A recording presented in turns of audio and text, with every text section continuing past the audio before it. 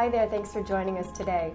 We have with us Ryan France, who's the Executive Director of the Brand and Comms team here at Kantar TNS. Welcome, Ryan. Thank you. Now, Ryan, you work across a number of different types of brands on different kinds of brand strategies. What are some of the more common mistakes that you see or common challenges that people face? Yeah, sure. So developing a brand strategy comes with lots of challenges. I think that is almost the easy part, though, relative to the execution of that strategy consistently, and I mean consistently across time and across silos.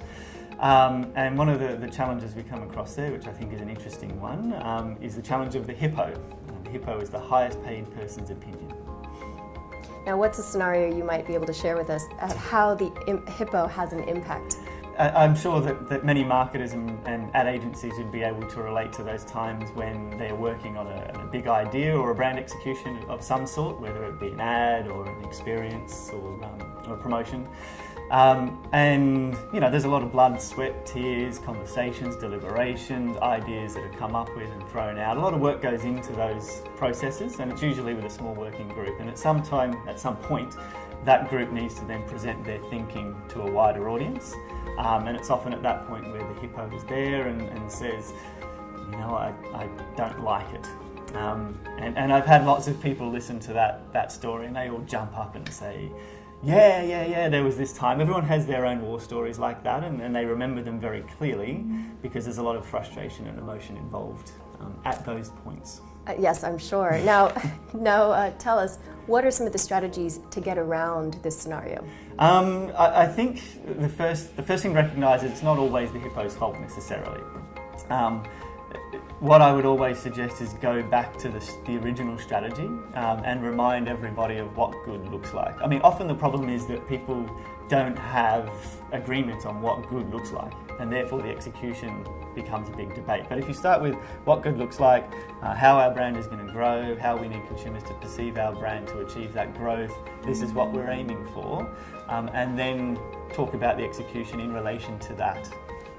That can help a lot. Okay, so it's almost about framing the information. Framing the information. Framing is critical. It helps to turn a subjective conversation into an objective one, and that can be more productive. Takes a bit of the emotion out of it. Yeah.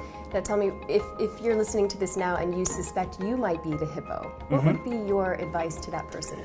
I think it's just that. So help move the conversation from the subjective to the objective.